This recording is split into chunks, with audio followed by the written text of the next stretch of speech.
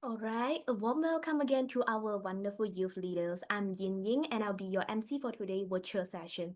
So this is actually our second online gathering and the first one was our orientation back in April and last one was the local visit like during our May. So like since then, and so today's session is titled like Introduction to the UN and is packed with some like insights to help us better understand the world that we're trying to serve. So you also learn more about how Tzu Chi is directly involved in UN and how you as the youth leader is already part of the global movement. And move on to the next slide. Just a heads up, like today's session will run for about 2.5 hours from now until 10 p.m. GMT plus 8. So pace yourself and stay hydrated. As always, housekeeping reminders. If your connection allowed, do turn on your cameras. We love to see your faces and make this feel more like a real room. So feel free to interact in the chat. And if you have any question during this session, just raise up your hand on Zoom and we'll call you when it's time. And lastly, please keep your mic muted when you are not speaking so everyone can hear clearly. Next slide, please. And now here's a quick look at our flow today. We'll start with some warm-up interaction and later joined by our two special guest speakers, one from Tzu Chi Foundation at the UN and another from the UN itself. And both of them will help us better understand the global context. And after a short break, we'll brief you for an exciting breakout room simulation where we'll step into the shoes of the youth delegates negotiating the SDG issues. And we'll then wrap up with some group reflection and a small take-home assignment to continue the journey.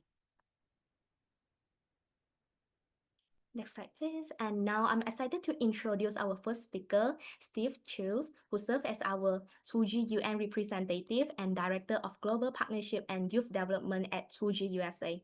And Steve will be sharing about the meaningful connection between the sustainable development and Tzu Chi global work at the UN.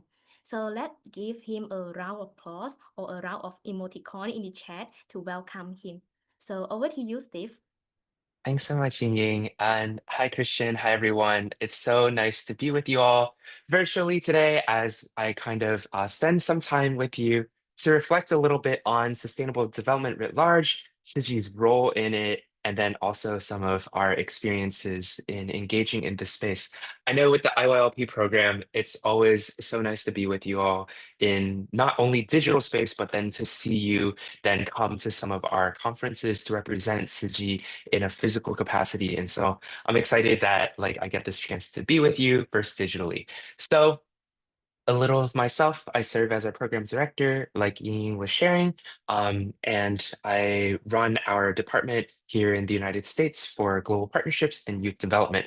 And I've been in as a staff of Tzu Chi for now 11 years, but I've been volunteering with Tzu Chi since I was 7 years old. So it's been over 25 years of being in this ecosystem of wanting to work with volunteers and communities to put these values and principles of compassion into action. And so, at the core and root of Tzu Chi's work, I think it really is rooted in principles of sustainable development, because it's really how do we ensure that no matter whose lives we touch, we're able to inspire them, empower them, and sustain that engagement well beyond when we leave ourselves.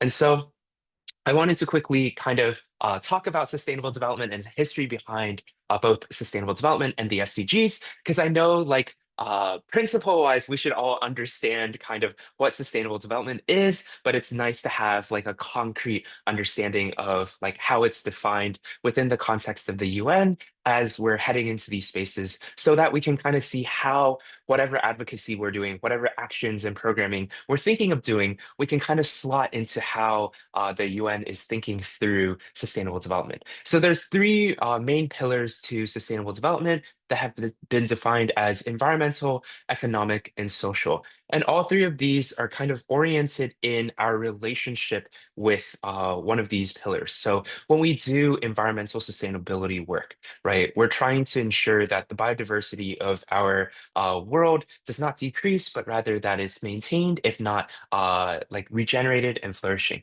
right? We want to ensure that whatever materials that we're using, if they're able to be renewable, that we're not damaging its capacity to be renewed and that we're able to kind of pass on those resources for future generations. The one that I think about all the time and that is top of mind is water, right? And so, like, how do we ensure that as we expand our technological capacities, as we deepen our engagement with artificial intelligence and its mainstreaming within society, that their servers and tech farms don't draw so much water from marginalized communities that they don't have drinking water available, right?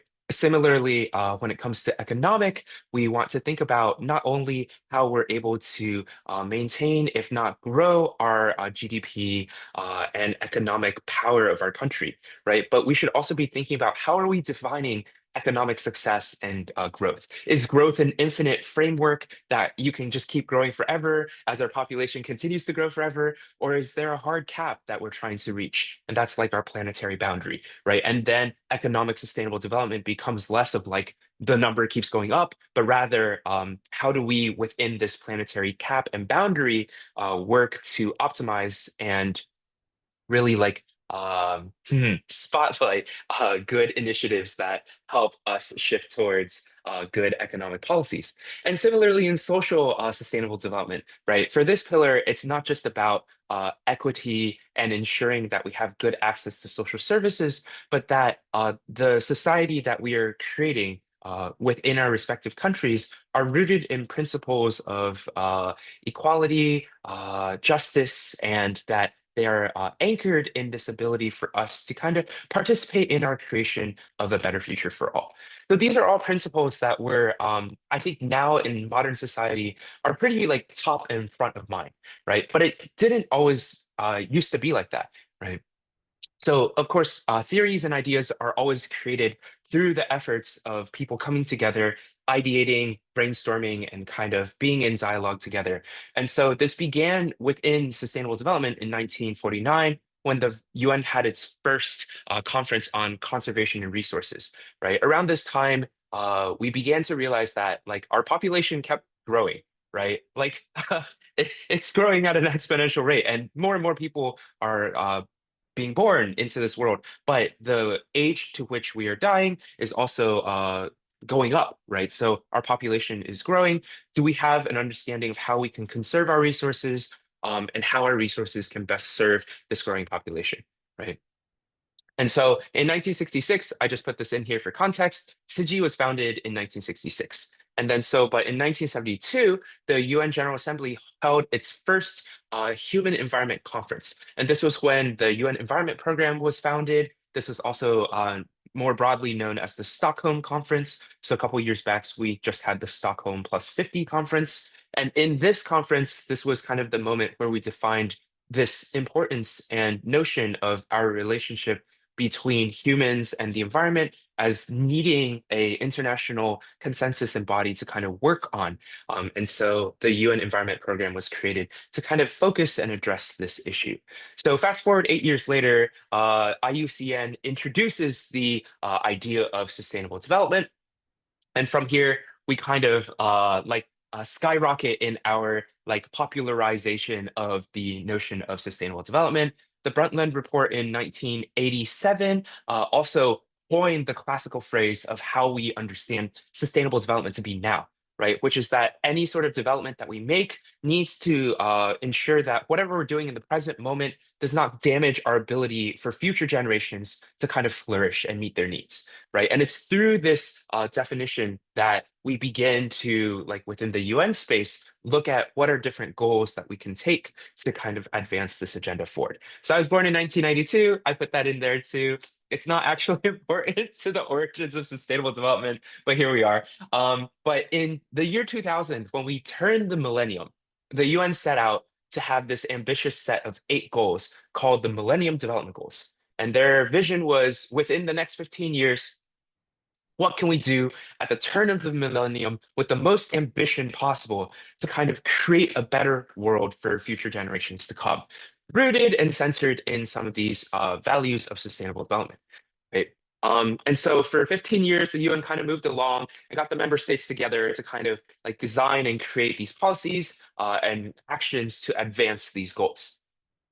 Okay, cool. So, coming to where we are right now, we really continuously ask within both Tzu Chi and the broader civil society community what kind of future we wish to live in. And so this was some drawings that we made at a recent conference in UCLA, where we were asking our youth participants, what is that like future we wish to live in, right? And what we see is there's like a beautiful string of imagining, of possibilities, of impossibilities sometimes, right? We have like unicorns being drawn. I'm not too sure what that energy is, but like really much, I think it's a space for this question is a framework for people to kind of dream up and think of what we are lacking right now in our current societies and what more can be done. Right. And I think at the core of all of our work engaging with the UN, we're here to build a better future. And so we also need to have that like energy and space for imagination. Um, but so we also know that there's a lot of challenges in this world right now, right? And so how do we solve these world's problems? We're really of the belief that we have everything that we need in this moment to solve the world's problems. However, in order to do so, we need kind of like consensus. We need a shared blueprint for how we create this better future for all, right? And so what is that shared blueprint? It's the Sustainable Development Goals, right? And so after the Millennium Development Goals in the year 2000, in 2015, or more like before 2015, 2014 and before, the UN realized that Millennium Development Goals weren't actually that popular within the broader like civil society and like international communities movement, in large part, especially when it comes to like local cities and states. There wasn't a lot of like personal and individual participation, right? And so they kind of switched it up for the Sustainable Development Goals, whereby before the Sustainable Development Goals were created, there was this survey put out called the My World Survey, which asked people from around the world, millions of people, what kind of future do you want to live in, right? And they had like specific like survey questions around like certain topics. And through that, they synthesized out these 17 broad stroke directions of like what are key goals that the UN and the international community should be working on to kind of address our global issues, right? And of course, they're not fully all-encompassing, but they're quite holistic, they're quite interconnected and interdependent with each other. It's the one of the best blueprints that we have as an international community to talk to each other about how we make a better future for all. And it's a shared language, right? And it's through the shared language that we've created a framework that we're able to actually reach out to new partners to collaborate on work on the ground. It's also our ability to like ensure that we have a way to measure progress, right? What does it mean to eradicate poverty, right? Like there are targets and indicators, which you see in the bottom picture, that allow for us to kind of measure through data, not just through storytelling, the ways in which we're progressing. How close are we to achieving this by the year 2030, so on and so forth, right? Of course, the inner development goals, which was like another development framework that focuses on the more like spiritual and inner development side of humanity's progress, was released after the Sustainable Development Goals that I think is quite a nice like pairing to the SDGs. But really, I think for the context of how we engage with the UN, it's all about the SDGs and how we can use this to kind of facilitate greater progress, right? So how does Tzu Chi engage with the UN? What is the role of Tzu Chi? Why are we here, right? So I believe we've already had an introduction to Tzu Chi and like the broader history of what we do. Yes? Uh, I see some head nods. Okay, cool. So I don't have to go into the whole thing, but I think from how our team sees the importance of engaging with the UN, because a large part of our work revolves around engaging with local communities, what we often find is those voices at the local community level are not being heard at the national and international level, right? So part of our role and responsibility is to kind of showcase best practices, challenges, and ensure that these voices from the local level are being heard at a global level, right? At the same time, we also recognize that a lot of our work within Tzu Chi is rooted in humanitarian relief, right? When we first started engaging with the UN, this was around the year 2003. after a large hurricane had struck oh goodness, where am I? In the Philippines, we were actually coordinating with the UN Department of Public Information to get accredited with the UN. Because when we realized that the UN was also deploying for this hurricane relief, we wanted to kind of engage and liaise with the UN, but the peacekeeping troops on the ground said, "Hey, we don't know who you are. Like, you're just a foreign entity and actor, but we don't understand if you're aligned with some of the work that the UN is doing. We don't actually know if you're actually a humanitarian organization. We can't trust you on the ground, on the field, as we're deploying to do this disaster relief work. You need to be accredited and recognized by some body of the UN in some way for us to kind of trust you and support you and mobilize resources to support your volunteers as you're doing disaster relief work, right?" And so we're like, oh, boom, we got to do that, right? Because by engaging more with the UN, this opens up more coordination, info sharing opportunities. It unlocks resourcing. That allows us, whenever we deploy on the ground to do disaster relief work, to kind of be deepened and rooted in partnership and engaging with more organizations. And so in that year, we got accredited by the Department of Public Information. And since then, we've kind of been like slowly moving through the UN system and advocating and organizing with different UN bodies to ensure that our relationship with these different UN entities is rooted in partnership, understanding, and coordination, right? So, for example, in the year 2010, after we got accredited with the Economic and Social Council, which was really our vision to ensure that some of Tzu Chi's insights and perspectives from the economic and social development lens could be reflected back to member states, we actually were deploying in disaster relief as well, right? And so we were able to utilize the UN peacekeeping troops to work together with the Office of Coordination of Humanitarian Affairs to get our volunteers into sites and zones that had been impacted by disasters that were not accessible to like general public and civil society organizations that were liaised with the UN, right? And so it's through this like framework to which that we've been able to kind of not only coordinate on the humanitarian level, but also build partnerships and movements to kind of shift us forward.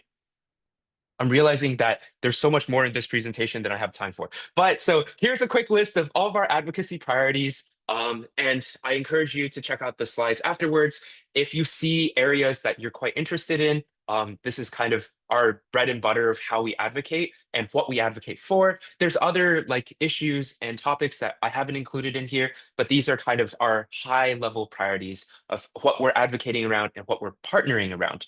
So you'll see like the broad topic and then like the key ideas that like frame this. So within how we engage with the UN, I'm sure we've talked about this a little bit as well, so I won't go too much into this. But whenever we show up in whether it's international conferences or like international working groups or national working groups, we're usually thinking about how can we kind of engage with these international communities through these 10 frameworks, right? Really looking to put forth best practices, shift behaviors and culture, and shift consciousness around how we approach the topics that we are. And so Tzu Chi has our 4 missions and 8 footprints. And within this, each one of them is deeply interlinked with different sustainable development goals. And so, because of time, I won't necessarily talk through each and every one and way in which they are linked. But I hope that this slides become like sort of a resource for you as you think of your own projects and you think of the ways that you want to show up in design actions. We've kind of, in the white box, written a short description of what this mission is, right? So the 4 missions of Tzu Chi, we each have like our own description. And then in the top right of the yellow boxes, this is kind of like the like big bubble ideas of what we're doing in these areas. And maybe this will align with some of the projects that you might want to think about. And then on the far left of the slide deck, you'll see the Sustainable Development Goals, right? So our 4 missions, we began with charity because that's kind of the first way in which we experience human suffering, right? So when Tzu Chi first began to help marginalized communities, we focused in on charity. It was the most direct way in which we could help people who we observed were suffering in our communities. But as we were doing this work, we began to realize that people are suffering and falling into poverty in large part, oftentimes, because they lacked access to medical care. So they would have to go into debt to access medical care. Their caretakers and family members were passing away because they weren't able to receive adequate care, right? And so our second mission that we created was rooted in medicine. So we built our own hospitals. We provided and paid for medical care for marginalized and indigenous rural communities around the world, right? But as we were doing our medical care work, what we began to realize was that if we if we want to do medical work, but we don't have doctors, it's kind of hard, right? Like we want to train doctors, and so we created our education mission as a way to not only provide free education access, but also to train out doctors and nurses to provide good care for marginalized communities. But as we were doing this third mission of work, what we began to realize as an organization was if you have education, but you don't have good culture, like you're not going to be a good doctor, you're not going to be a good nurse, you're not going to be able to actually reach the patient's needs. You might just address things at a surface level, call it a day. Thank you so much, ma'am. I'm done. But with humanistic culture, we teach and inspire people to care beyond just the materialist, like surface level issues, but rather care for the human being as a whole person, right? And to realize that we're deeply interconnected with each other, that your suffering is my suffering and my suffering is yours. And so it inspires a different level of consciousness to how we engage and serve those in our community, right? And so through our humanistic culture mission, we were able to not only train our doctors, but inspire them with the right set of ethics, principles, and moral guidelines so that when they go into the communities to serve, it's not with a sense of like, I want to see the number go up of the number of people that I'm caring for, that I need to hit like a certain deadline and timeline, but rather it's how do I sit with this individual while they're in this like pained and vulnerable state and really care for them in the way that they feel held, loved, and served so that when I leave and I've taken care of their issue, they're inspired to continue onwards to serve others. And so within each one of these four missions, we also have like our eight footprints, which is four additional like subcategories to which we do work. So within charity, we soon expanded to do international relief, right? Because there's disasters and suffering everywhere. We want to be able to serve the most vulnerable and marginalized groups, and then inspire those who we serve to continue to serve others. Within the medical side, there's a huge stigma around bone marrow donation. Um, Within a lot of Asian cultures, it's like extracting your essence, and there's a lot of superstition around that. So we've done quite a significant amount of work within the 59 years that we've been around, rooted in how we can alleviate this stigma. Within our education side, we're doing a lot of environmental protection work, right? Because to save the environment isn't just about the systems and policies in place, but also the individual mindsets and our relationship with the environment. And so we need to educate and inspire more environmental protection action. And finally, within the community volunteerism side, this is really like how do you embody humanistic culture? You embody it through service to those in need. Oh, I've kind of run out of time, but I'll really lift up two last points. The first being, I think, as a faith-based organization, or I should say, we're a faith-inspired organization that really looks to engage with communities around the world. The Sustainable Development Goals are such a beautiful framework because it allows for us to kind of have this shared language. And in our work in the communities, if we're able to elevate that to the global level, the voices, the best practices, we can find unique approaches that help move this needle beyond the stagnation that we're seeing right now to really an ambitious level of vision.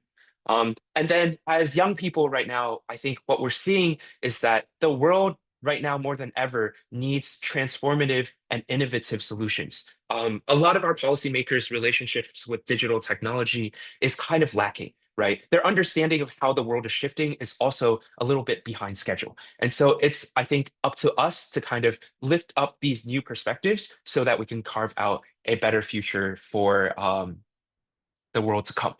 So with that, I'll stop sharing for now, and I'm really grateful that you gave me your attention. And I hope that this has been interesting to kind of frame how Tzu Chi engages with the SDGs. And if you have any questions, I'll put my email in the WhatsApp chat.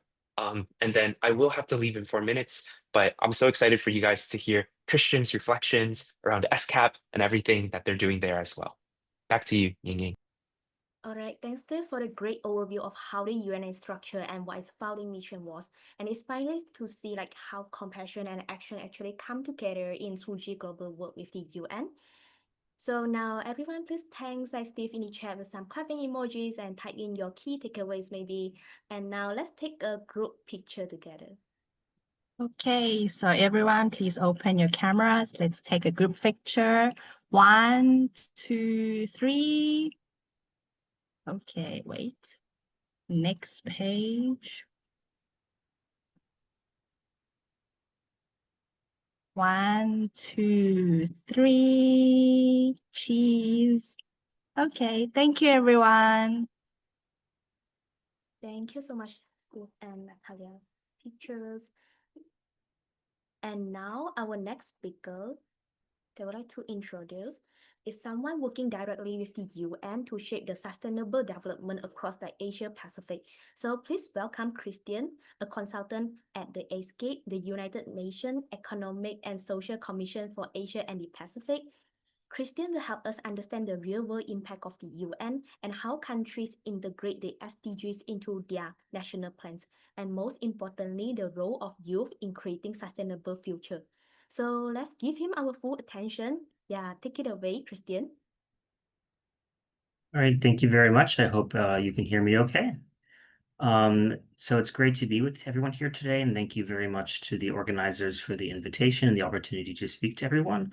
It's really nice to also follow up on the great remarks that was made by Steve, and I think he actually covered a lot of what I was going to cover, so that makes my job a lot easier. So thank you so much.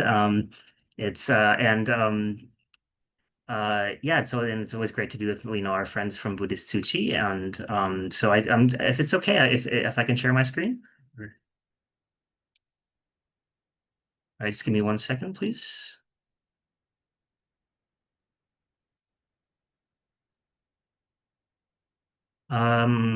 Okay, I hope you can. Is it visible? Yes. Great. Yes. Okay, so yeah, as was mentioned, so I'm just going to provide a little bit more background about what the United Nations is doing for these 17 Sustainable Development Goals. So just for a little bit of context, a youth engagement consultant with SCAP, but I've also been working on regional SDG implementation since 2018, so for about 7 years now. It's been quite an interesting journey, to watch the SDGs progress since then. And so just a quick background. So Steve already gave a really comprehensive and nice overview of the SDGs. But essentially, these are the 17 goals that form what's called the 2030 Agenda for Sustainable Development. So the goals are really at the heart of the 2030 Agenda and was adopted by all UN member states in 2015. So it's something that the global community has committed to achieve. But despite being a commitment, the 2030 Agenda is not actually a binding commitment.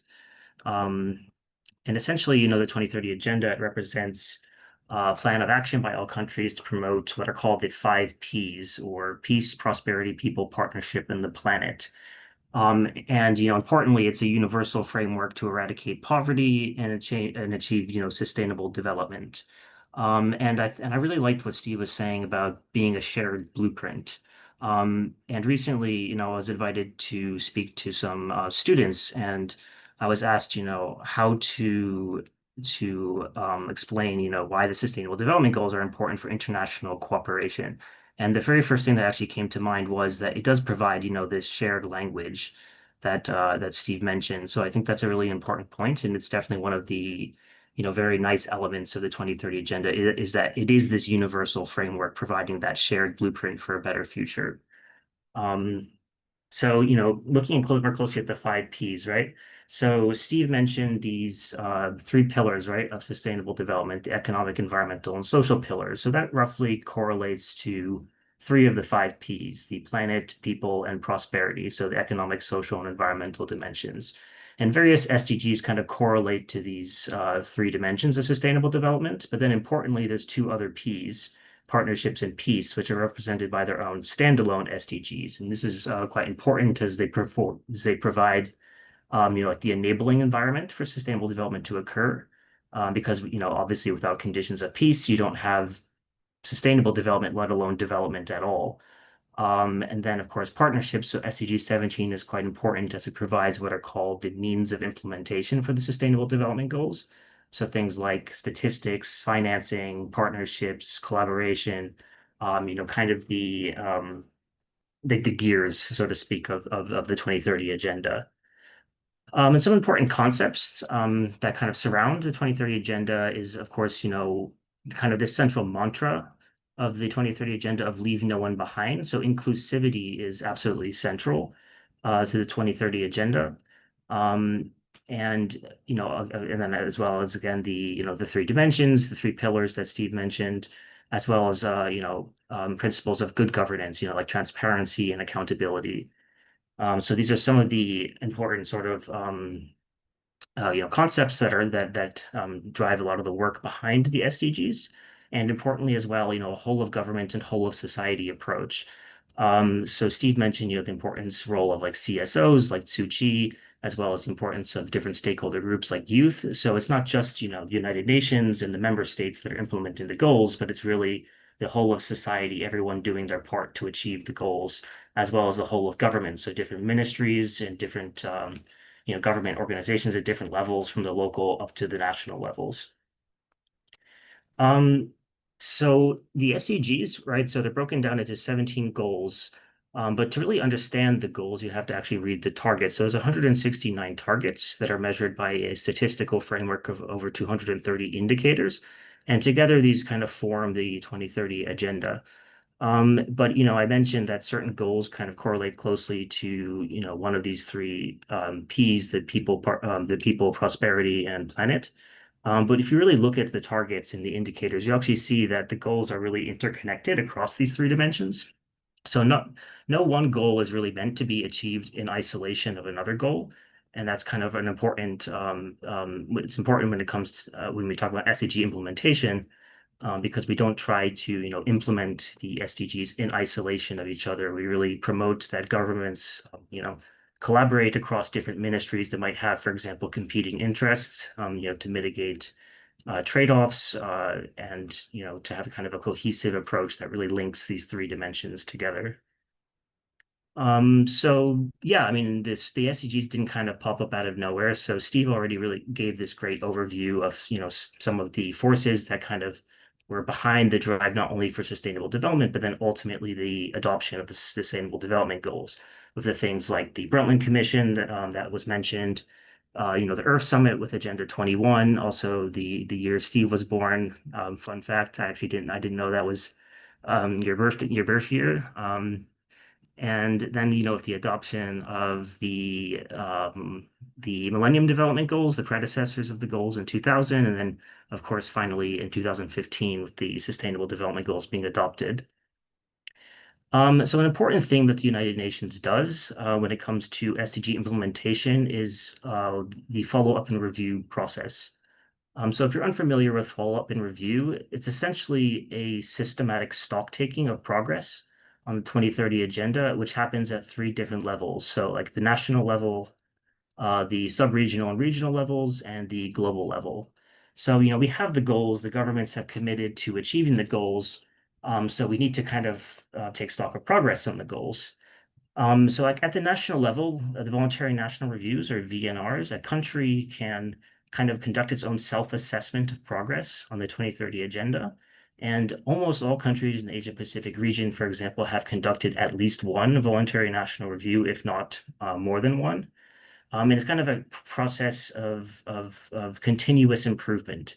So, at SGAP, for example, we work with the member states to ensure that their next VNR is better than their first one. We link them together with different VNR countries so they can learn from each other's experiences. So it's very much a process of continual improvement. And then, at the sub-regional and regional levels, SGAP also convenes different forums on SDG implementation. So we have like sub-regional forums in the 5 different SGAP sub-regions, which are a great opportunity for, knowledge exchange and peer review within the sub-regions. And then this then feeds into the regional level at the annual Asia Pacific Forum on Sustainable Development, where all SGAP member states will convene, as well as representatives of civil society, of academia, of the private sector, of local government, and other stakeholder groups.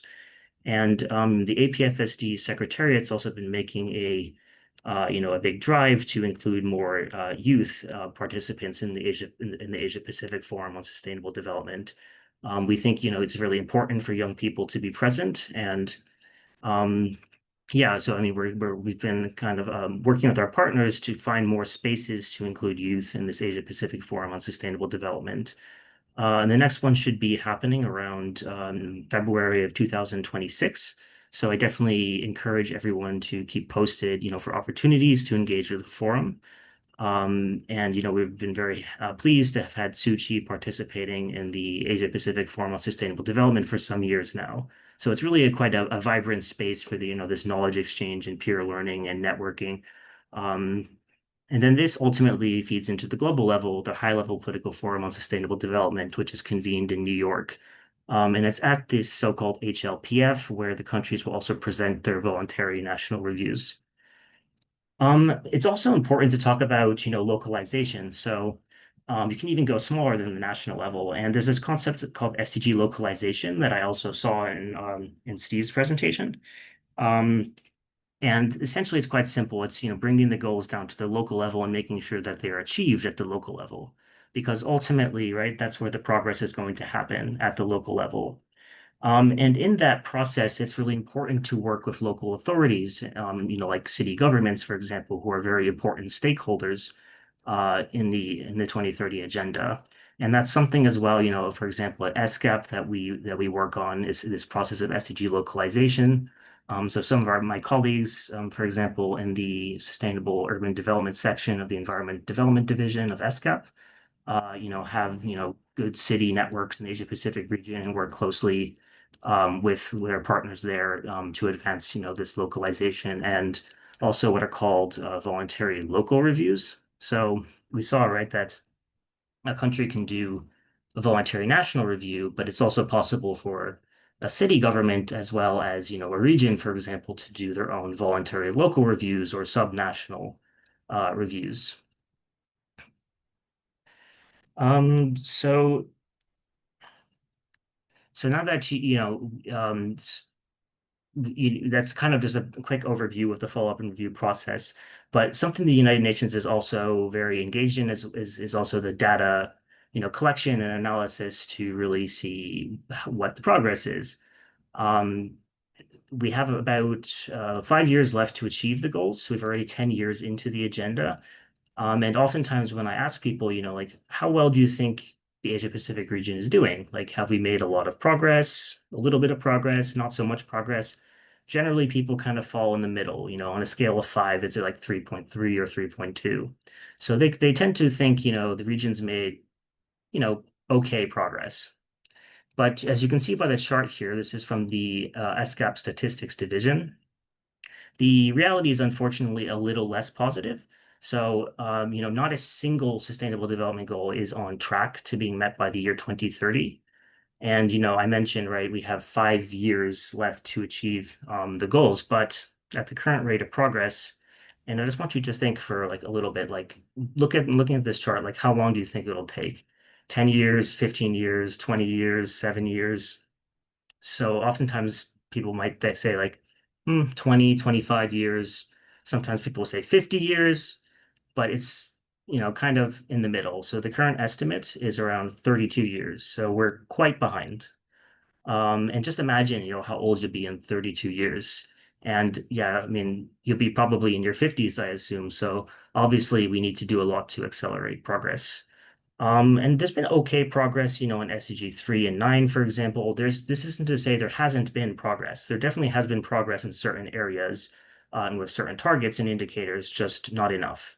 And importantly, we've seen regression, so negative progress in SDG 13. on climate action. And that's quite important as SDG 13. If we go back to, this little spider web diagram here, it's one of the most interconnected goals between the other goals. So, if we don't achieve SDG 13, it really jeopardizes achievement of many other sustainable development goals. For example, we have the Paris Agreement on climate action, and many countries have nationally determined contributions under the Paris Agreement, but unfortunately, a lot of these ambitions are not high enough, and the countries are not sufficiently, meeting these ambitions. So if you actually look at the target level at these 169 targets, you'll see most of them are not on track. And importantly, a lot of them are kind of gray. So that's essentially, there's just not enough data to measure progress on the goals, and that's quite problematic because obviously you need data to make informed decisions. Otherwise, we are kind of making decisions in the dark. So of course, the United Nations is doing a lot to try to close these data gaps, but there's still a lot of work to be done there. And if you kind of compare the Asia Pacific region's progress against the world, you'll see that it's made better progress than the global average on some goals and worse on others. Of course, importantly, again, SDG 13, and also another important goal for the region, SDG 14 on life below water. And globally, you can see from the Sustainable Development 2024 report that only 17% of SDG targets are on track to being met by the target of 2030.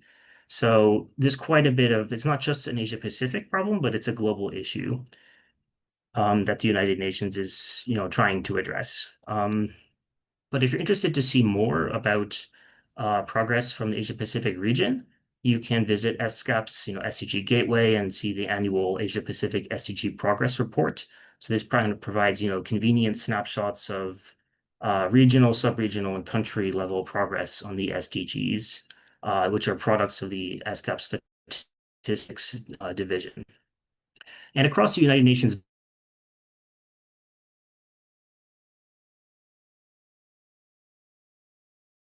body, there's a lot of called SDG custodians, other international organizations like the World Bank, for example, that are responsible for compiling and verifying data and metadata for these specific SDG indicators. So if you're interested to see more about, progress on these indicators and who the different SDG custodians are, that information is also available online. So there's hundreds, if not thousands, of unique challenges across these 169 targets. But we can kind of look at, a number of key challenges. So one of those, as I mentioned, is data availability, with the data gaps. Another is widening disparities. So we have this central commitment, right, to leave no one behind. But unfortunately, we're seeing that there's still many groups of people that are left behind. And this was really exacerbated during the COVID-19 pandemic. Then there's also the issue of national coordination. So it is a whole of government and whole of society approach, but we still need the national government to do the ultimate, coordination, and it's ultimately their responsibility to achieve their commitments. But coordination and policy coherence is quite challenging. So it's also something, the United Nations tries to promote. And then, just general awareness about the Sustainable Development Goals.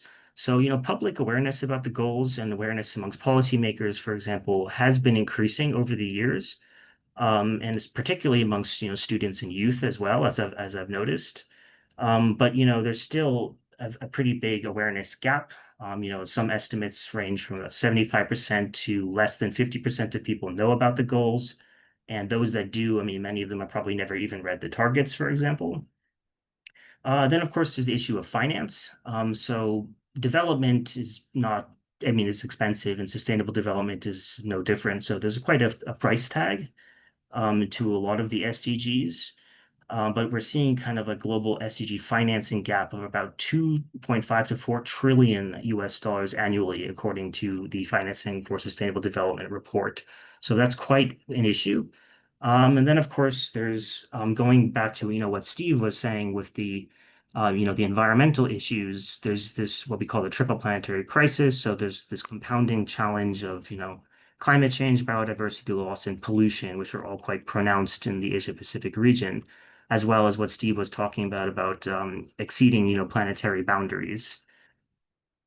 In light of kind of this insufficient progress, the United Nations also convened in autumn of last year the Summit of the Future, where the Pact of the Future was adopted. And essentially, this was to, reinvigorate international cooperation and our commitment to achieving, commitments such as the Sustainable Development Goals. And the Pact of the Future, looking forward, it contains, chapters on sustainable development and financing for development, international peace and security, science, technology, innovation, which are also important means of implementation under SDG 17. Very importantly, youth and future generations. There was a strong presence of youth and future generations amongst the action areas of the Pact for the Future, as well as, transforming global governance with, different annexes to the Pact as well. But also importantly, it's the first time ever that so many countries, at the highest level, committed to take the interests of future generations into account in their policy and decision making. And of course, all future generations begin as youth. So this is quite, I would say, a win for a lot of youth.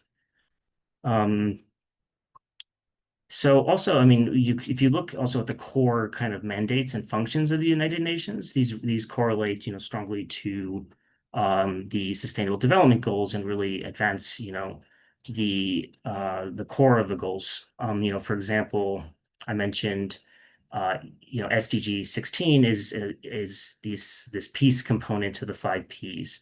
The enabling environment for sustainable development. So it's extremely essential. And the United Nations, perhaps primary function is, according, to the Charter of the United Nations, is to maintain international peace and security. So, of course, the United Nations, while criticized sometimes for its failures in this regard, is still an extremely important entity for maintaining peace and security, which is, of course, fundamental for providing that enabling environment for the SDGs to occur. And then, of course, sorry, let's shift the slide. Yeah, there we go.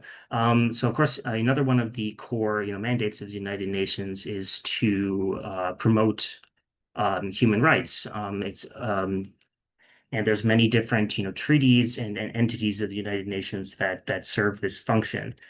And that's also extremely important for the Sustainable Development Goals because the SDGs really are rooted in human rights. And, an analysis done by the Danish Institute for Human Rights, for example, kind of found linkages between every single SDG target and human rights.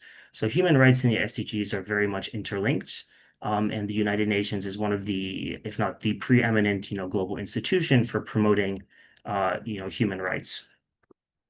And then there's also, the right to development. So the United Nations also has as one of its, founding principles to this kind of mandate to solve international problems of an economic, social, cultural, or humanitarian character.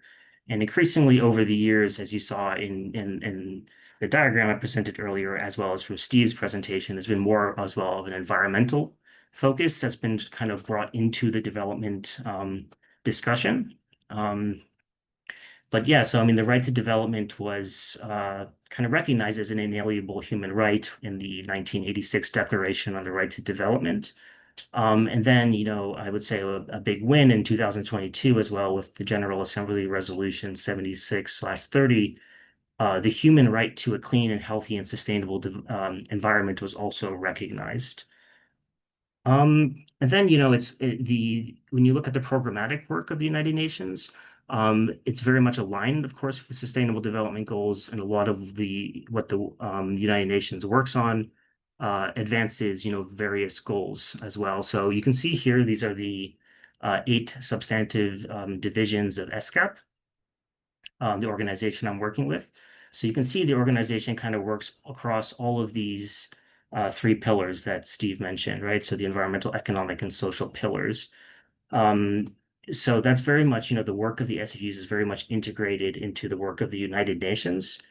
And if you could look at specific SDGs, for example, there's many, many different UN offices and organizations that kind of advance, different goals.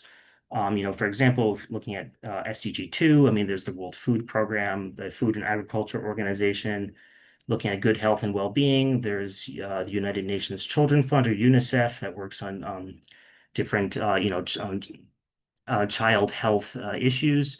Of course, the World Health Organization, UN AIDS. With SDG 4, for example, there's also UNICEF and UNESCO working in these areas. UN Women working on SDG 5, SDG 6. There's different organizations like UN Water. There's also an important treaty-based organization called the Ramsar Convention on Wetlands. International Labor Organization, for example, promotes decent work. The United Nations Industry Development Organization, for example, has correlations of SDG 9. There's targets within SDG 10 that relate to migration, which is, of course, the domain of the International Organization of Migration, as well as, certain labor issues that the International Labor Organization covers. If you look at SDG 11, there's UN Habitat. SDG 12, we have the UN Environment Program and their International Resource Panel. SDG 13, Climate Action. There's the United Nations Framework Convention on Climate Change, which is behind the Paris Agreement. The UN Environment Program, UN Office for Disaster Risk Reduction, for example. Looking at 14, there's the International Maritime Organization, UNEP again. There's the United Nations Convention of the Law of the Sea, which also has like a treaty-based organization called the International Seabed Authority. We have, again, the Food and Agriculture Organization that works on issues related to fisheries, as well as, important agreements like the Agreement on Port State Measures, which cover, things like preventing the landing of, illegal fish catches at ports, for example, to reduce harmful fishing practices and incidences of so-called illegal, unregulated, and unreported fishing. Then SDG 15, UN Environment Program obviously works in this area. There's an important treaty-based body called the Convention on Biological Diversity, or CBD, which, Steve was mentioning that the International Union for the Conservation of Nature, IUCN, was quite important for advancing this concept of sustainable development, but IUCN also has the Convention of Biodiversity, very much as the core of their work as well. So these things, they're not just, within the UN family, these extend well beyond the UN family into the work of other organizations like the IUCN, for example. Peace, justice, and strong institutions. This has lots of overview of different UN organizations. I mean, for example, UN Office on Drugs and Crime, counterterrorism, United Nations Human Rights, the Office of the High Commissioner of Human Rights, OHCHR, and then different organs of the United Nations as well, like the Security Council and the International Court of Justice. So that's just a very quick overview of kind of some of the programmatic work that the UN is doing that helps advance the SDGs. But of course, I wanted to talk about as well the role of young people as extremely important stakeholders in the 2030 agenda. So, I mean, to begin with, young people, of course, you're the future. So investing in your leadership today really sets the foundations for strong leadership tomorrow. But young people are not just the leaders of tomorrow, you're also the leaders of today. And I think this has been, proven time and time again, young people's excellent capacity for contemporary and, visionary leadership. Steve was mentioning, right, like an energy and space for, imagination. And I think that's really something that young people bring. And this contemporary approach that Stephen mentioned as well. So young people are kind of generally more aware and in tune with the issues that face the present.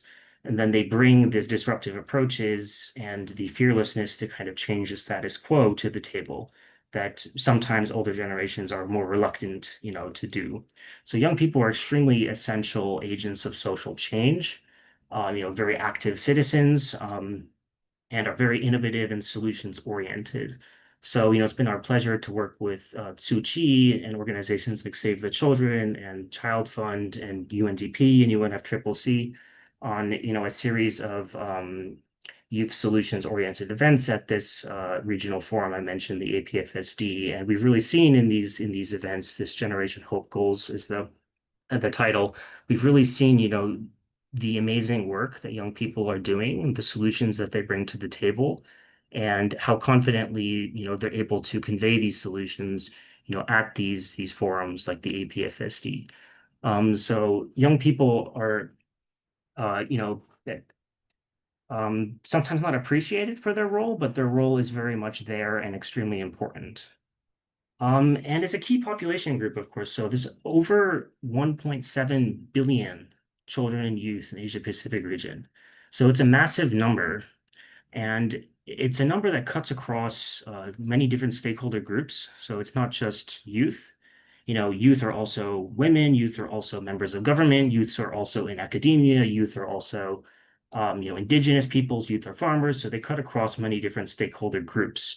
At the same time, they're also vulnerable. So youth often feel the impacts of crises, for example, more acutely and have less capacity to rebound due to financial and social constraints. So it's extremely important to engage with young people to solve the issues that affect them. So with that being said, I'm probably about out of time, but I wanted to leave you with this thought, what can you do? So I'm not trying to paint a very negative picture about progress and the goals. It's just kind of the reality of what it is, but there's still time and ways to, accelerate progress. And I think young people bring a lot in that process. So, yeah, let's just think about, what can we, not just you, but what can we all do? So it's not only the United Nations responsibility, it's not just the government's responsibility, but it's everyone's responsibility to achieve our collective better future. So yeah, I mean, just think, what is it that you can do? Small things or big things. And I'm sure that many of you are already doing great things, and I think that's probably why you're part of this leadership program. But I just want to, yeah, just to constantly remind that, not just for you, but for everyone. We all need to remind ourselves every day, what can we do? So thank you very much. I hope it wasn't too long or too boring, but I hope it was informative. And please, always you can feel free to reach out to me. I can leave my email in the chat box as well, and I'm more than happy to answer any questions, direct people to resources, or just say hello. So thank you again very much to everyone for listening and for the organizers for giving SCAP the opportunity to speak to you tonight. Thank you. All right, thank you so much, Christian, for the incredibly insightful and comprehensive presentation. It's interesting to know how the UN, especially through ESCAPE and different UN agencies, support countries in advancing the SDG, not just through high-level policy, but also through real partnership, innovation, and different inclusive action across the Asia Pacific. So thanks again, Christian. Everyone, let's take a moment to show our appreciation in the chat with some emojis, or maybe even drop a word or two about what you're taking away from that session. And now we actually have a 5-minute break. So let's go ahead and stretch, grab a drink, or just relax for a bit. We'll see you back at 8:35 p.m. for the next part and our breakout simulation where you step into the shoes of decision makers. Show on the screen. Thanks. So now we are heading into the UN in Action case study simulation. As we've seen the big picture of what the UN and SDGs are all about, so it's time to hear from you. So from here, in later breakout room, you'll be exploring a real-world issue based on one of the SDG, 6, 7, 9, or 11 through a UN-style negotiation. And you'll be also taking on a stakeholder role, either UN officer, government, NGO, or business, and work together in a group to propose a collaborative solution. Next slide, please.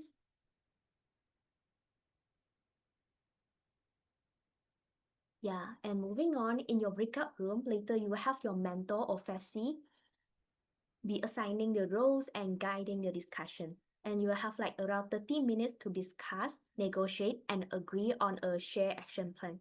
So each group, please prepare a 3-minute presentation with one representative from each group to present in the main room later. Next slide. And next up, we also have some Tips for success. So you are encouraged to speak up for your stakeholder priorities, listen and compromise to reach common ground, and lastly, think like a global leader. And the breakout rooms are now open. Please click on the join button and begin. Have fun and see you back for the presentation. And if you have any question or facing any technical issue, feel free to drop a message in the chat box or message your mentor. Yeah, enjoy the role play. And don't forget, like, collaboration is the key.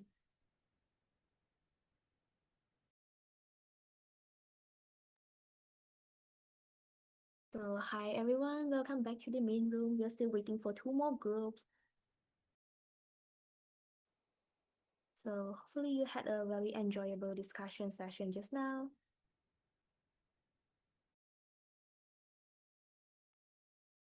All right, once again, welcome back our IYLP members.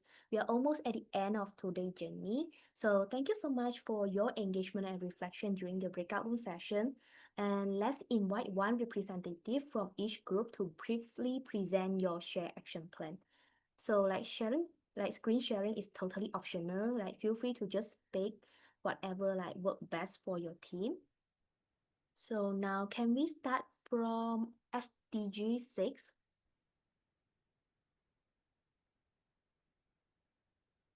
Okay, hi, my name is Kirtika. I'm from Malaysia. So I've joined SDG 6 breakout session just now. So I'll be explaining the inputs what our group have given. So Katie from US, if you don't mind, can you share the document that we had a discussion on? Yeah, sounds good. Wait, what do I share?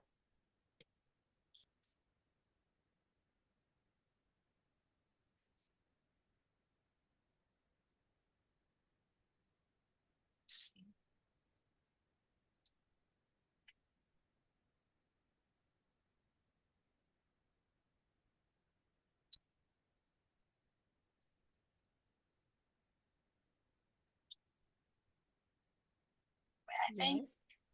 I might need to quit Zoom and then like reopen it to share. I'm not sure. Or Sorry, maybe having a someone can little help Katie to tech. share the screen. Maybe wait, let me try to share and see. All right, Katika. Can you guys have a look? The screen is still loading. Can you see? It's still loading. It's still loading. Oh, Yeah, we can see it now.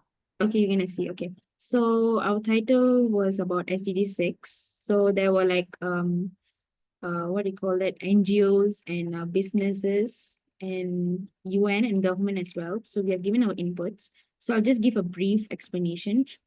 From the NGO side is they want to work on a ground area where they can provide hygiene, education for women, and also work on water management in the urban slum areas. And they also plan on having a water harvesting for the communities in the urban slum areas, and by collecting rainwater from the rooftops and to be stored for daily use. And yes, that is what their initiative they have under the NGO.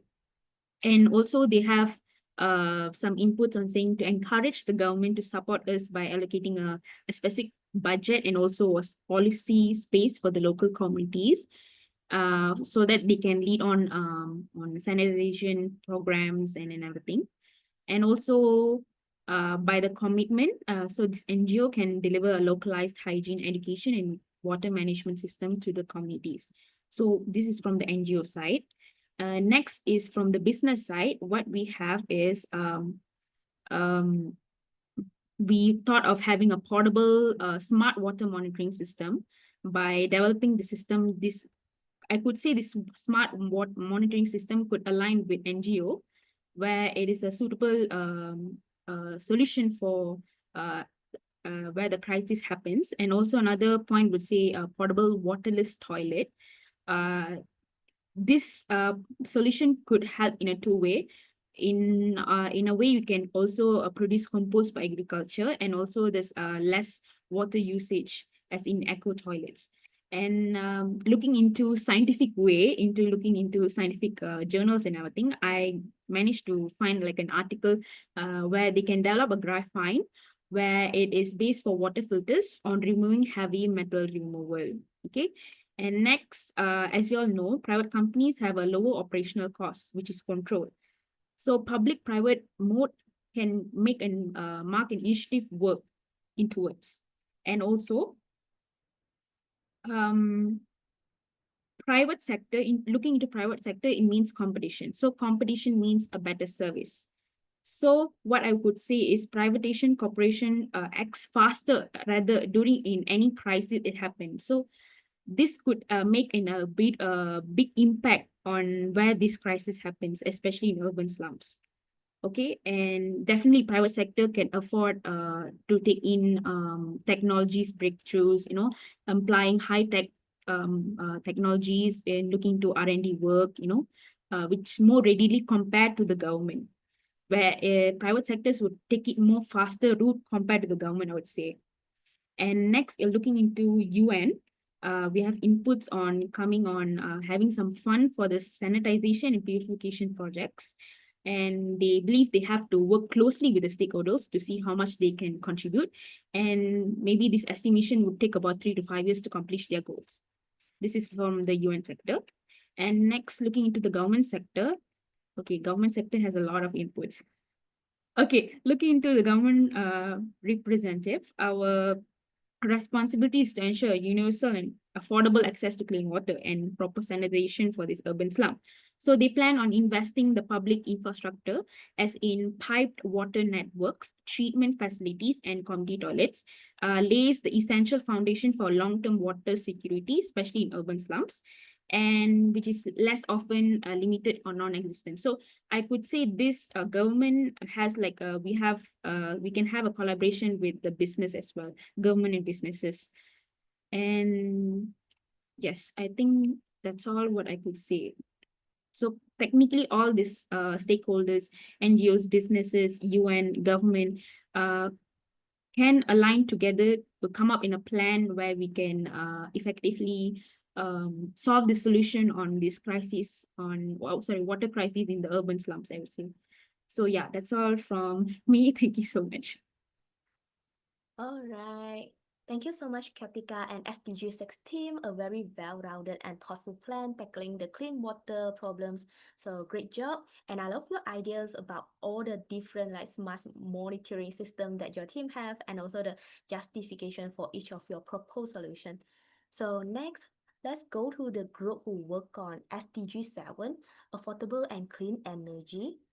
So over to SDG 7 now. Yeah, feel free to unmute yourself when you are Right. ready. Yeah, sure. Thank you, Ying. So, I'm Alice from Malaysia Delegate. So, our team will be talking about the SDG 7, clean energy, affordable and clean energy. So, let me share my screen. Can you guys see my screen right now? Yes. All right, thanks. Okay, so for our breakout room sections, right? I have my teammate. I have our coordinator, which is Miss Lim from Singapore, and then Malaysia delegate Wei Hang, Jackson, global team Wilbraham, and Philippine seats, and also Hino from Indonesia. So we are thinking that from government sector, right? We should act as a policy maker and also infrastructure developer. So as a government is actually our responsible to actually setting a very clear national policy and target for this clean energy transition and adoption. And also a part of that, we also responsible to actually offering the incentive or any like tax grants to actually encourage the local community coming from the residential and also the business industrial to quickly adapt this clean energy transition, because for them to install a solar panel on their rooftop definitely will be a cost. So our side is actually, I think, not just focusing on the policy, but we also offering the incentive. So other than that, we have to be ready and also develop a clear infrastructure. I would say that a modernized infrastructure so that the grid to support all this electricity have to be ready. And also the transition, we need to ensure that it's actually inclusive. So not just reaching the clean energy to the I mean we also hope to reaching even to the rural and undeserved community, right? When coming from the business sector as a corporate, so we're playing a very important role to adopting the clean energy because we are heavily rely on the electricity, right? So with the support from the government incentives, we are able and ready to be transition more easily and also with some cost reduction. And we also responsible to actually investing in the innovation and technology about the clean energy like the solar panel and also like wind turbines and all the technology so that we can help growing in this sustainable economy. While coming from the United Nations, so we are serving as a regional and global support, so we are supporting this transition by providing the policy and also framework and even the technical guidance that tailor to the Asian, the Pacific region, right? We also ready to actually serving a platform to facilitate the financial support to climate funding, voluntary donation from developed nation, and also to connect with the country with resources and technology. So our role is actually want to ensure the alignment, transparency, and also the share progress. Well, for the NGO, we hope to encourage the community engagement and also partnership. So as a NGO, we work directly with the local community. So we want to ensure that inclusivity. So everyone are enjoying the clean energy and aware of that as well. So we will be helping to secure the funding and managing the donation and also build strong relationship with those government and private sector and business so that to implement the solution to the ground and also to the undeserved community as well. And also we want to ensure that the advocacy and also the public awareness. So we hope to raise awareness about this clean energy, what's the benefits and the importance of this transition to everyone. So we could have the education campaign or any community engagement so that everyone's notice the importance and also inspire the local ownership, like the residential, everyone's was knowing the importance and started to adopt the clean energy as well. So that with all these support from different sector, we think that this will be a plan that we can how to say advancing the transition of this clean energy. Yeah, that's all from myself. Thank you. All right, thank you so much, Alice. So, thanks for the amazing idea. Your plan really captured the complexity of the energy transition and also balancing the long-term sustainability with the short-term realities. So I appreciate how the impact and feasibility is actually balanced. So thank you so much, SDG 7. And now let's move on to SDG 9, Industry, Innovation, and Infrastructure. So SDG 9 team, the floor is yours. Hi. So I'm speaking first for the group, but for the group, feel free to add on. I'm gonna screen share as well. Hello, everyone. I'm Abner. And I'm just gonna screen share. How do I do this? Okay, great. So there you go. Okay, I hope you can see it. All right, let's do it for the group.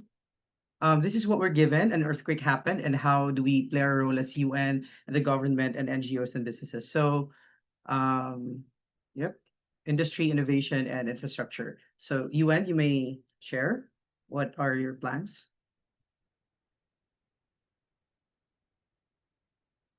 Hello, my friends. Are you there?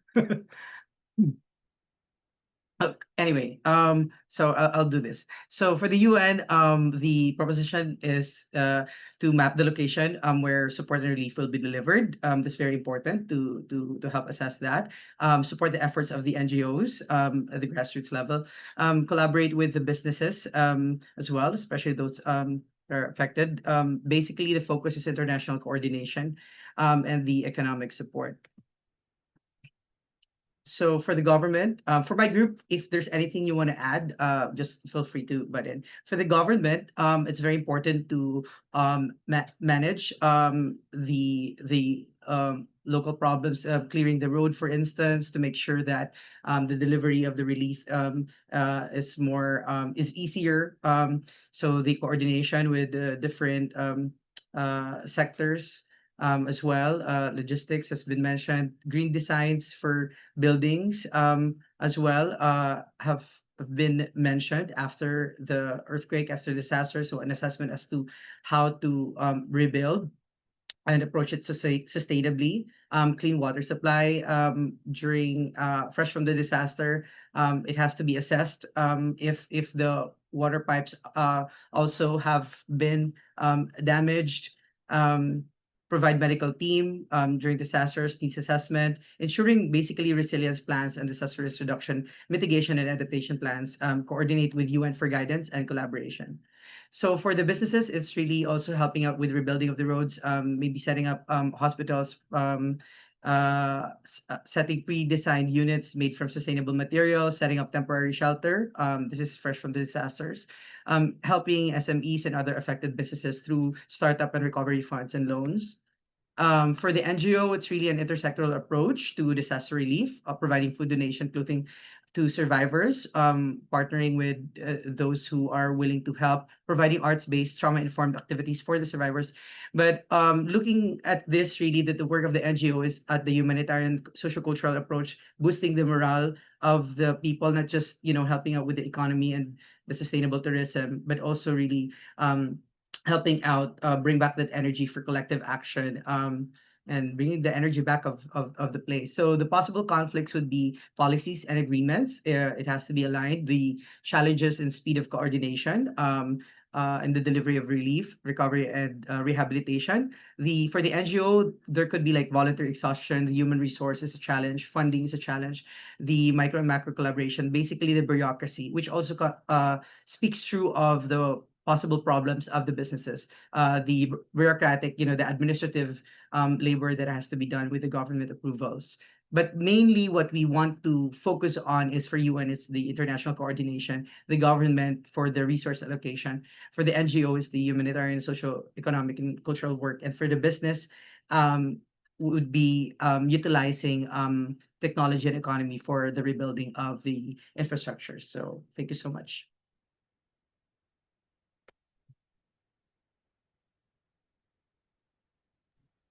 All right, thank you, Abner. A very impressive presentation. You really brought the innovation and also the practicality together. I love how you thought about like rebuilding those infra like post-disaster and also emphasize on like DRR and the necessary assessment needed here. So thank you so much. Well done, SDG 9. And finally, let's hear from the SDG 11, Sustainable Cities and Communities. Please go ahead when you are ready.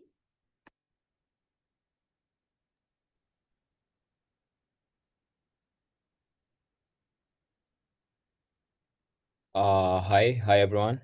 Can you help me to share the screen, please? Yes, yeah. Someone please help of someone. Yeah. Yeah, thanks, Yuan.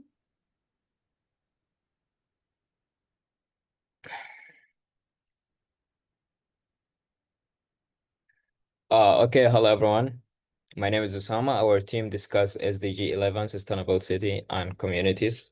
It's focusing on the housing crisis caused by rapid urbanization in many places, and people can't afford safe housing. The government want also to build the smart cities, but budget limitation are big challenges nowadays.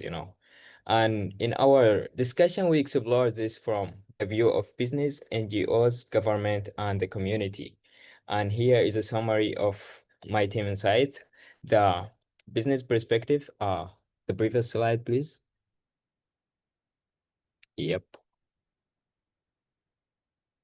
Yeah, from business perspective, like Harvey said, like business are willing to help and have resource, but for profit companies, like they need to use and they need to see a return on investment. Like for example, if a business help build affordable housing, what do they get back? Maybe a share in the rent, land deals, or branding opportunities. But also there is like two questions raised by PUN. Important question, like she said, are there any initiative like grant, tax breaks, or green loans from the government? And would people be willing to pay more for homes with sustainable feature like solar panel and better air ventilation? This show like the business need clear benefit to get involved in sustainability. In SDG 11. From NGO perspective, next. Actually, I mixed up the the slide, so it's my bad, guys.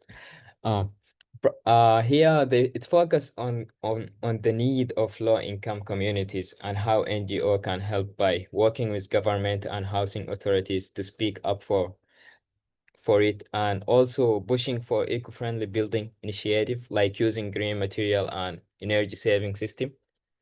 Also partnering with like make partnership with green architecture like design low cost sustainable housing, for example, natural cooling design to reduce the need of expensive air condition, AC, and collecting data to prove that sustainable house save money long term. And NGO want to make sure like that everyone voice is heard, especially those living in slums. Moving to the next. Government perspective. Government perspective, like my teammates, suggests that the government should look at advanced cities for ideas, apply clear design and safety standards based on UN and international laws, and try to get UN funding.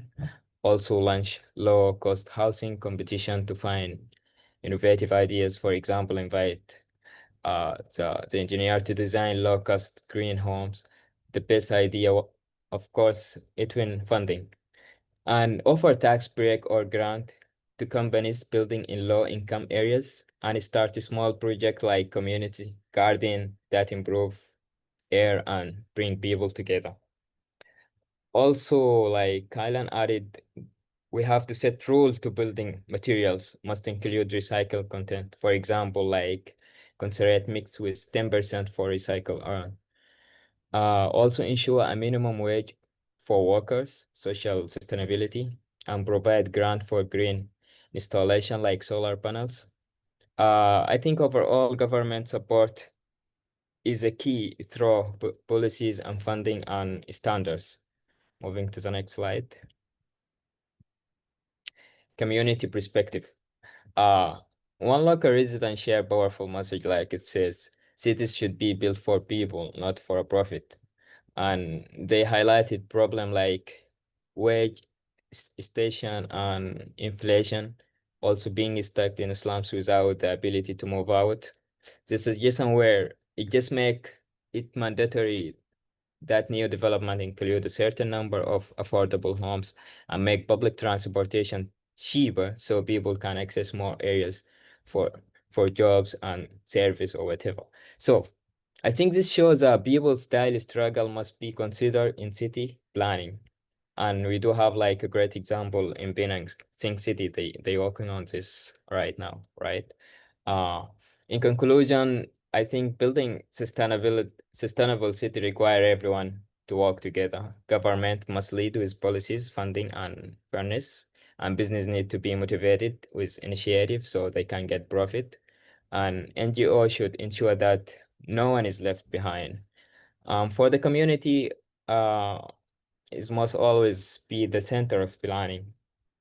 So if you do that, we can create cities that are smart, green, and more for people, and not just for profit. I think that is all from us and my team. Thank you so much. If anyone want to add something.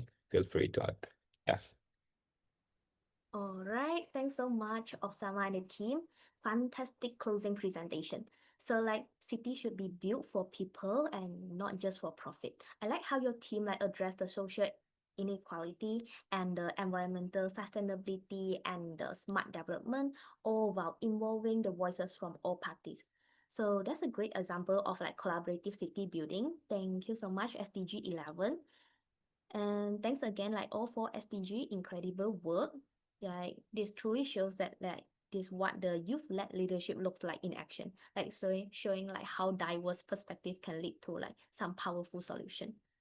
So moving on, let's go on to our pre-assignment for July. Natalia, can I have the next slide?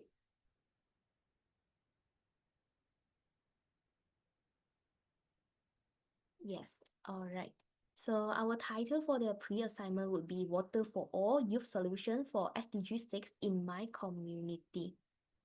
And yeah, so we'll have to like identify a local or national issue related to water and sanitization. Like for example, the polluted rivers, limited water access in the rural areas, school sanitization issues, urban flooding, or even lack of hygiene education. And the second point, like next up, is explain how the UN or other audience in addressing this issue. So you could think about the, all right, give us some moment. We have some like technical issue. So at the meantime, feel free to share one word that you associate with United Nations inside the chat box after today's very long session.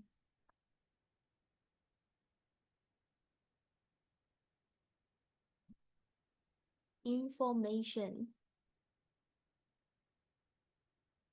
Right, let me see. Universal.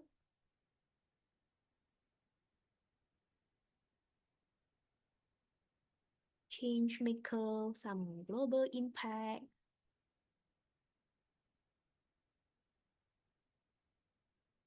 Yeah, really some great input that represent our today's session. So let's continue on like, yeah. After identifying a local or national issue, we have to like explain how the UN or other authorities could support the action on this issue. So maybe we can think about like the funding program, some knowledge sharing platform to like bridge the gap, and some regional cooperation or even the technical assistance. Next slide, please. And so thirdly, we'll need to like propose a youth-led initiative to address this issue. So it could be like an education campaign in schools or online, a community hygiene drive, a data collection project on water usage for different parties, or even a simple tech solution for clean water access or monitoring. So hopefully you all have some like basic understanding on the requirement of our pre-assignment. And following this, we also have a reminder on the AMP timeline, action and practices. The upcoming one is on like July 7, which is to submit your action and practice concept note, followed by a mental review in the August, then submission of your progress report in October, where minor changes and like fixes are still allowed in this period of time, like during October. And lastly, in November, you will need to present your AMP to us. Yeah, do take some note on this. We'll also be sending this into the group again.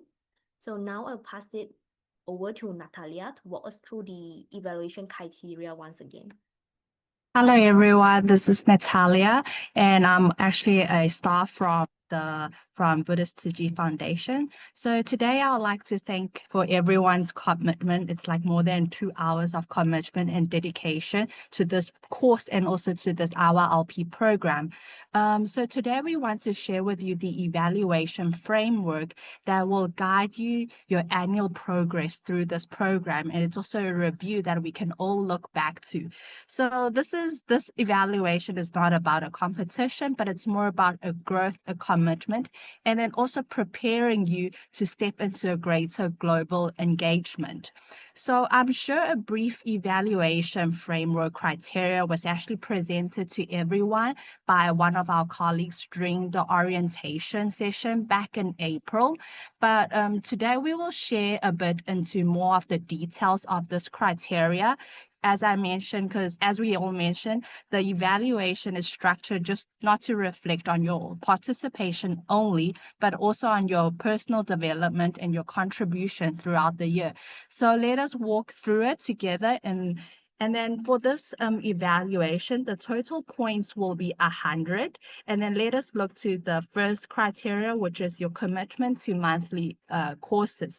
So we all value your consistent presence, and then attending this monthly course will show your dedication and readiness. And then this monthly this commitment to monthly courses will be actually tracked by your mentors and program team every month during your local and online session, and it will count 10 points towards the 100 points. And then the next criteria will be the soft skills development assessed. And then this will be assessed twice throughout the program. And because as the future leaders, your communication, teamwork, and all these soft skills, it's a very strong point that we all need. So we want to assist, not just we, but as a team and for yourself, we want to assist and then also track your interpersonal growth.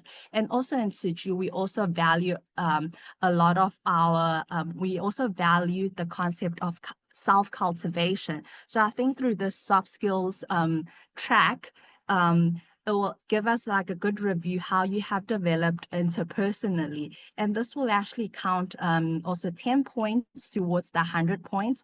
And then as we said, it'll be assessed twice throughout the year, once by your mentor and once will be by your peer and within your country, because they have been engaged and then connected with you more frequently than any others. And I'm sure some of our global IYLP delegates will be actually questioning which peer will assess. So I think for the global IYLP, it will be your mentor and maybe one of the volunteers that you have been connected to within your country that can do this assessment. So this will be one of the criteria. And then for another criteria will be your personal growth reflection, which is also done by a monthly basis and also counts 20% of this whole evaluation. So each month we will invite you to reflect. Why do we need to reflect? Because throughout regular reflections, you will gain like a clarity on just not what you have done throughout this program, but what you want to do and what you want to become. And it also helps you to notice your progress throughout this program, also identify your challenges and also reconnect yourself and also your aspirations and then what you want to advocate and also your values. So these reflections are key in helping you to become more self-aware and mindful of who you are and also the development of becoming a global leader and also a change maker. So reflection is very important. And then so for this reflection part, for the self-growth reflection, we have actually prepared a brochure, which I will share shortly in the chat box and also in our WhatsApp group. It's a brochure that we can just fill out, and then it has some instructions that you can follow. But you don't have to follow all the instruction. You can just reflect on what you have. It's like your learning journey on what you can reflect on that you can fill in. So this is one of the criteria. And then not lastly, the final, which counts the most of the evaluation criteria is your final action and practice plan. So this is the heart of the journey, and your final project will be showcased in November. And it will also show on how you have applied what you have learned throughout this program into action. And then also a contribution of, it's your contribution and then of the impact you have done. So the evaluation criteria for the final action and practice plan, we will actually also share with you on the aspects that we will evaluate. It's more on the clarity and the relevance and the sustainability of the project, and also the research and implementation you have done for this plan, and also the innovation, and also the impact that you have of this program, and then also the feasibilities, and also lastly on your presentation of this plan. We will send you the evaluation criteria also in the chat box or through WhatsApp. So this is actually the evaluation framework that will serve as like a fair and transparent basis for everyone in this program, because as you know, for next year we will actually recommend a few potential candidates to represent as Tzu Chi to international forums and UN related events. So this will be a very fair basis framework that we can look through. And then also we trust that this progress will actually inspire each of you to strive, but not just only for perfection, but also for authenticity, consistency, and also for purposeful action as a youth for this generation. So I hope that through this evaluation, it's a way that we evaluate together and grow together as a team and then as a youth of this generation. So with regards to this evaluation criteria or to the AMP timeline, if you have any question, feel free to ask this in the chat box or now or anytime when you have any questions. We are always here to answer all your concerns and questions. So this is just an update on the evaluation criteria. So if anyone has any questions, feel free to ask. Thank you.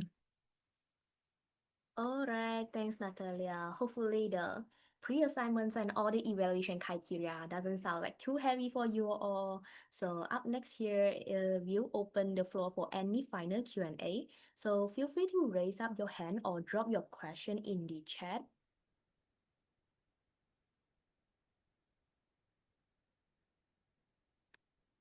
All right, we'll give it about a minute to see if anything's come in.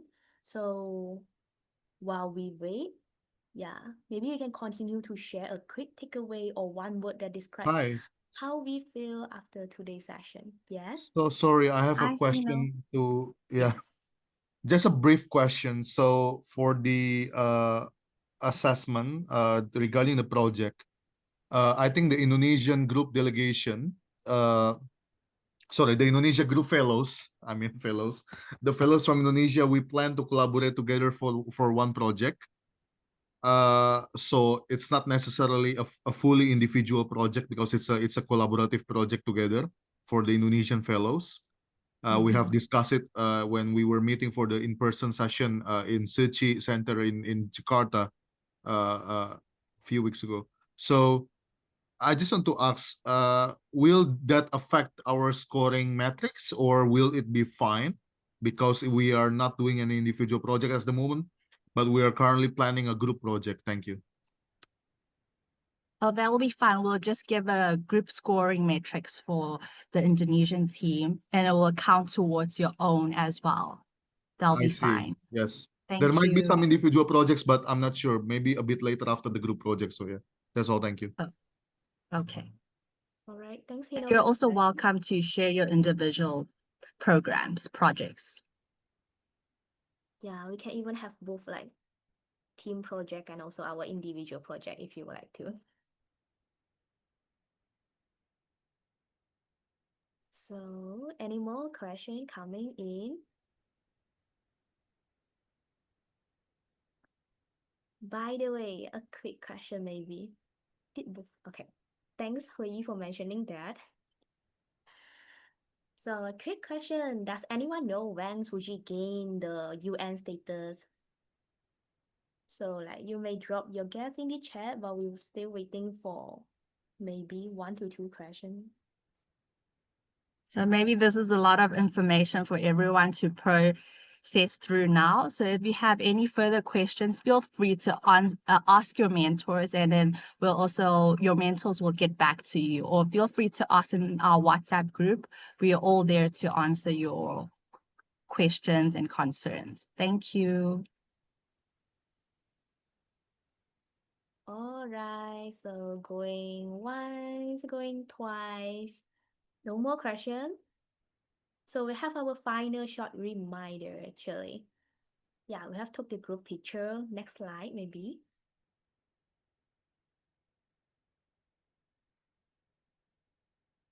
Yeah. I'll Okay. stop sharing so I can take the group picture. Okay. All right, sure. Can have another So group can picture. Yeah, please turn on your camera, guys. Put on your smile.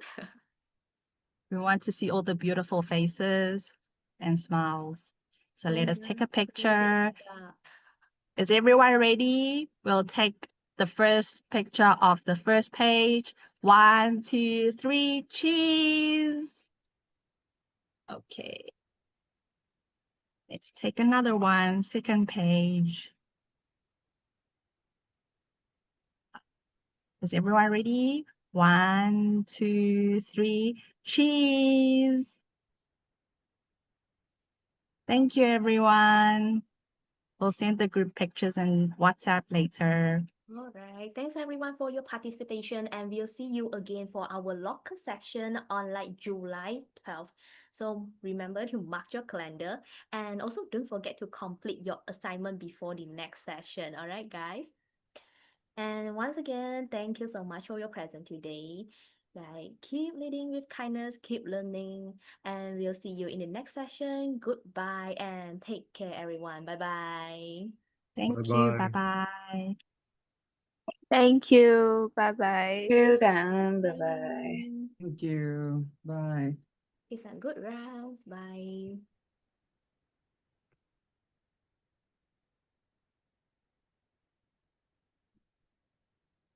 Bye-bye.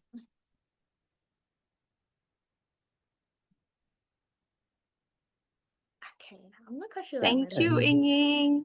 Thank you so much. Who is replying from like?